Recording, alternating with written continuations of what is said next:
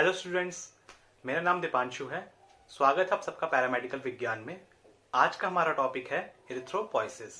आज हम जानेंगे कि इरिथ्रोपोइसिस क्या होता है, यानी कि हमारा आरबीसी का फॉर्मेशन। ठीक है, इरिथ्रोपोइसिस में हम आज जानेंगे कि हमारी कौन कौन सी स्टेजेस होती हैं।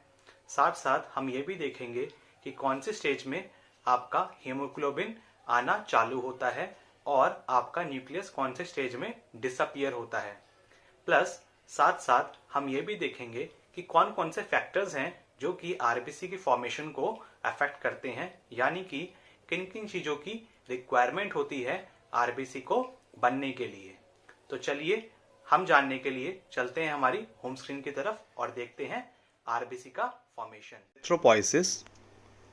इरिथ्रोपोइसिस में इरिथ्रो का मतलब होता है रेड या फिर रेड सेल्स, और पोइसिस का मतलब होता है फॉर्मेशन या फिर सिंथेसिस।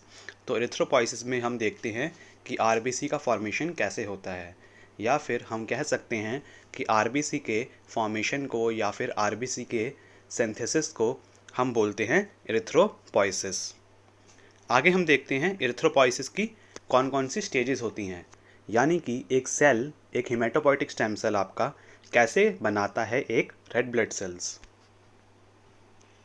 तो ये है हमारा हेमेटोपोइटिक स्टेम सेल्स। सबसे पहले अगर आपको हेमेटोपोइटिक स्टेम सेल्स नहीं पता कि वो क्या होता है, तो आप लिंक पे क्लिक करके ऊपर आई बटन पे हेमेटोपोइटिक स्टेम सेल्स लिंक पे क्लिक करके आप जान सकते हैं। तो हेमेटोपोइटिक स्टेम सेल जो है वो सबसे पहले आपका कन्वर्ट होता है BFUE में। BFUE मतलब होता है बर्स्ट फॉर्मिंग यूनिट इरिथ्रोसाइट।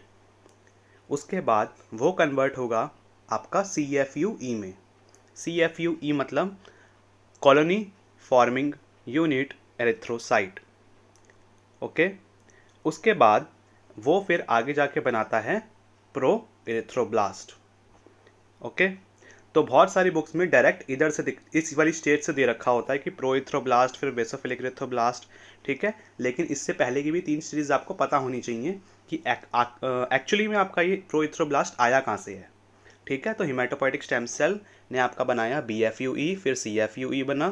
ठीक है, उसके बाद आपका बना प्रो इरिथ्रोब्लास्ट, देन वो कन्वर्ट होगा आपका बेसोफिलिक इरिथ्रोब्लास्ट में, देन वो कन्वर्ट होगा आपका पॉलीक्रोमैटिक इरिथ्रोब्लास्ट में, देन उसके बाद ऑर्थोक्रोमैटिक इरिथ्रोब्लास्ट। ठीक है, उसके बाद आपका बनेगा वो रेटिकुलोसाइट्स, जो कि होते हैं हमारे इमेच्योर रेड ब्लड सेल्स। उसके बाद वो आपका कन्वर्ट हो जाएगा आरबीसी के अंदर। दोस्तों, इसमें आपको ध्यान रखने वाली चीज़ ये है कि आपकी जो इधर तक की स्टेज होती है, ठीक है, ये आपका होता है बोन मैरो के अंदर। ठीक है, ये होता है आपका बोन मैरो के अंदर। जब आपका रेटिकुलोसाइट एक बार बन जाएगा, जब आपका एक बार रेटिकुलोसाइट बन गया, ठीक है, तब ये आपका रिलीज होगा पेरिफेरल ब्लड में। ठीक है, पेरिफेरल ब्लड किसको बोलते हैं? जो ब्लड हमारी वेन्स में अभी हमारी ब्लड सर्कुलेशन में एक्चुअली में होता है, उसको हम बोलते हैं पेरिफेरल ब्लड।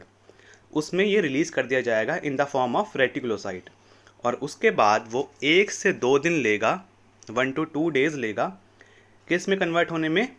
आरबीसी में कन्वर्ट होने में। ठीक है, और बाकी ये जो जितनी स्टेजेस हैं, ठीक है, ये जो स्टेजेस हैं इनका टाइम कितना होता है?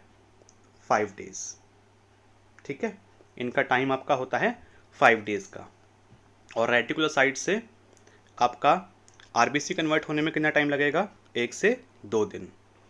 इन स्टेजेस के बारे में हम थोड़ा और डिटेल में जानते हैं और देखते हैं एक छोटा सा चार्ट। ठीक है, इसमें आप देखिए, सबसे पहले है प्रोइथ्रोब्लास्ट। प्रोइथ्रोब्लास्ट में आपका सेल का डायमीटर है 15 से 20 माइक्रोमीटर, और आपका न्यूक्लियस कैसा होता है? बहुत बड़ा होता है।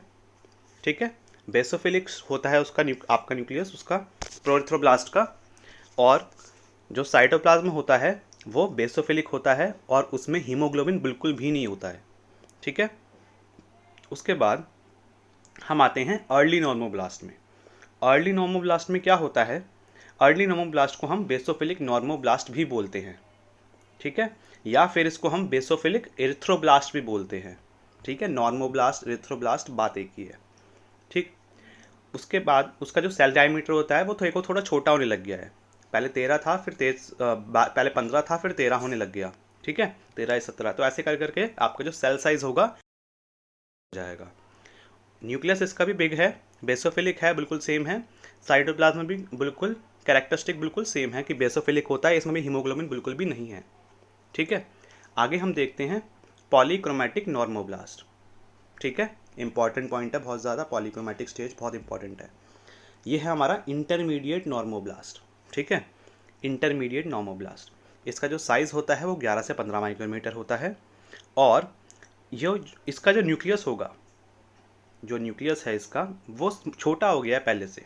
ठीक है, पहले बड़ा था, अब पहले से न्यूक्लियस थोड़ा छोटा होने लग गया। ठीक है, साथ ही साथ अपीयरेंस ऑफ हीमोग्लोबिन, न्यूक्लियस छोटा होगा, न्यूक्लियस घट रहा है और हीमोग्लोबिन आ रहा है। ठीक है, तो हमारा कौन से स्टेज में हीमोग्लोबिन आता है, वो आता है हमारा इंटरमीडिएट नॉर्मोब्लास्ट की स्टेज में। ठीक है,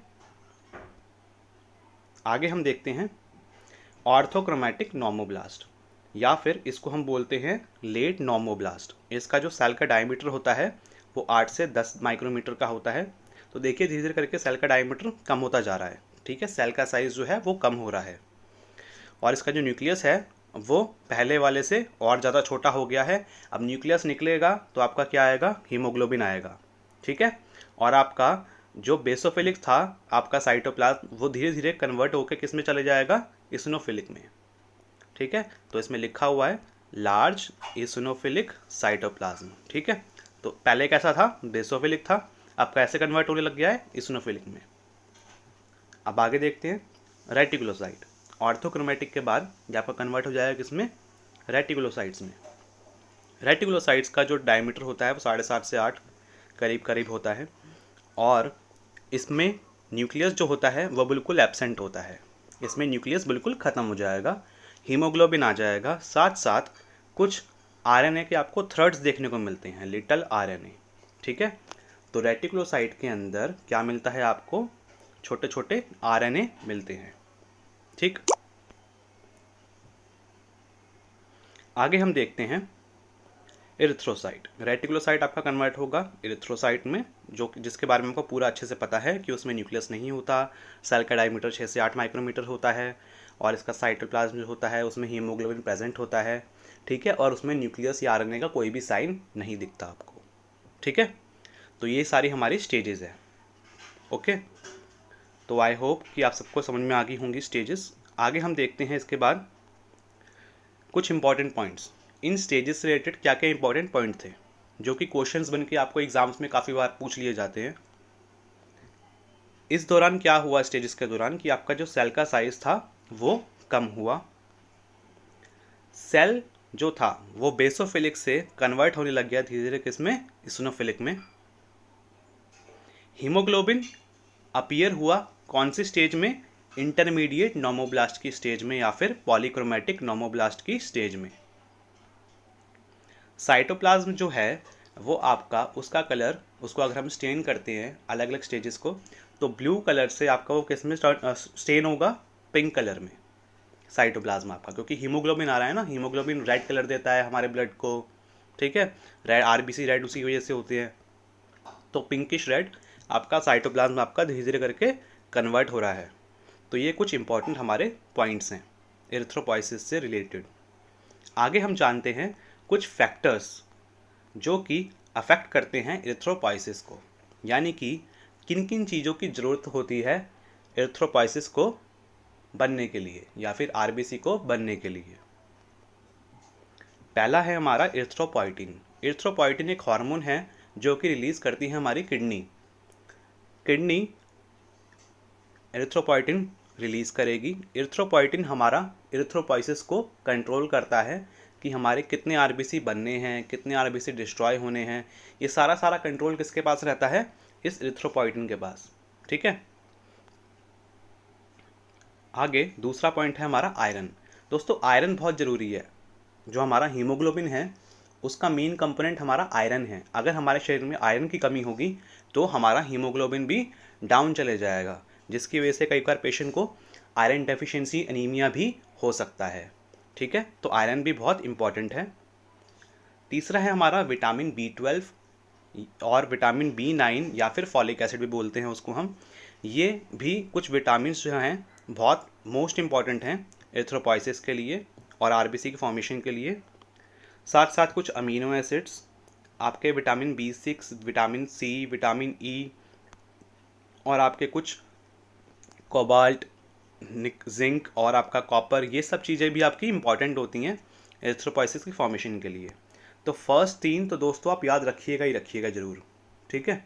ये तीनों तो बिल्कुल मोस्ट इंपॉर्टेंट हैं, बाकी ये तीनों चीज़ें भी चाहिए होती हैं, ठीक है। बाकी ये तीनों पॉइंट्स भी आपकी नॉलेज के लिए हैं, ठीक है। लेकिन ये तीनों आपको याद रखने ही रखने हैं, पहले 3 एरिथ्रोपोइटिन, आयरन और विटामिन B12 या फिर विटामिन B9 या फिर फॉलिक एसिड, ठीक है। विटामिन B9 को हम फॉलिक एसिड बोलते हैं। तो ये सब फैक्टर्स हैं जो कि अफेक्ट करते हैं एरिथ्रोपॉइसिस को। दोस्तों, आई होप कि आप सबको एरिथ्रोपॉइसिस समझ में आ गया होगा। आज हमने जाना कि एरिथ्रोपॉइसिस क्या होता है, यानी कि आरबीसी का फॉर्मेशन। साथ साथ हमने ये भी देखा कि एरिथ्रोपॉइसिस के दौरान कौन कौन सी हमारे सेल की स्टेजेस होती हैं। प्लस हमने ये भी देखा कि हमारा जो एरिथ्रोपॉइसिस है उसको बनने के टाइम पे आपका हीमोग्लोबिन कौन सी स्टेज में आता है और आपका न्यूक्लियस है वो कौन सी स्टेज में डिसअपियर होता है।